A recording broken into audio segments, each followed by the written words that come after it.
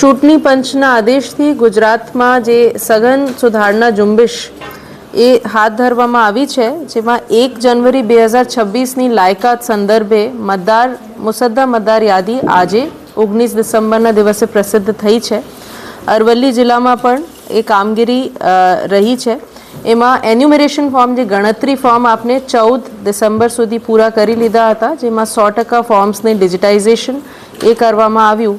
હવે આજે જે મુસદ્દા મતદાર યાદી પબ્લિશ થઈ છે, એમાં ચૂંટણી પંચની વેબસાઇટ પર આ ઉપલબ્ધ છે. જિલ્લા ચૂંટણી અધિકારી, મતદાર નોંધણી અધિકારી, મદદનીશ મતદાર નોંધણી અધિકારીઓ શ્રીની કચેરીમાં પણ આ પબ્લિશ રહેશે. એમાં નોંધપાત્ર આંકડાઓ જે છે, આપણે જિલ્લામાં 72,738 એટલે આપણે જિલ્લામાં અત્યારે જે મતદાર યાદીમાં મતદારોમાંથી 8.47% મતદારો અનકલેક્ટેબલ કેટેગરીમાં આવેલા છે. અનકલેક્ટેબલ એટલે જે મતદાર મરણ પામેલ છે 27,133, 35,833 સ્થાનાંતર થયેલા, ડુપ્લિકેટ જેમનું નામ છે એ 5,317, 4,142 ગેરહાજર મતદારો અને 1,313 અન્ય કેટેગરીમાં એવા અનકલેક્ટેબલ 72,000 જેટલા મતદારોનું નામ એમાંથી કમી થયું છે.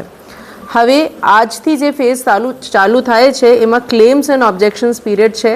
એટલે એમાં કોઈ વાંધા સૂચન રજૂ કરવા હોય મતદારોને, તો એ મતદાર નોંધણી અધિકારી, મદદનીશ મતદાર નોંધણી અધિકારીની કચેરીમાં રજૂ કરી શકે છે 18 જનવરી 2026 સુધી. 19 જનવરી 2026થી અને 10 ફરવરી 2026 સુધી મતદાર નોંધણી અધિકારી અને મદદનીશ મતદાર નોંધણી અધિકારી તરફથી નોટિસ પાઠવવામાં આવશે, સુનાવણી રાખવામાં આવશે અને સ્પીકિંગ ઓર્ડર પાસ કરશે કે કોનું નામ મતદાર યાદીમાં રહેશે કે નથી.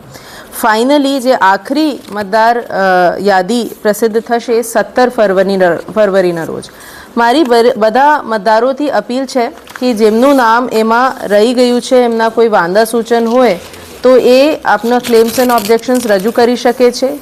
12 જાતના જે ડોક્યુમેન્ટ્સ છે એ રજૂ કરી શકે છે. એમની સુનાવણી રાખવામાં આવશે, એમની માહિતી અમારી તરફથી બહાર પાડવામાં આવશે અને સાથે સાથે આ દરમિયાન જેમને નવા મતદારોને કે જેમને કોઈ વાંધા હોય, નવા ફોર્મ ભરવું હોય, 6 નંબર ફોર્મ કે સ્થાનાંતર માટે 8 નંબર ફોર્મ ભરવું હોય, તો પણ એ BLOના સંપર્ક કરીને ભરી શકશે.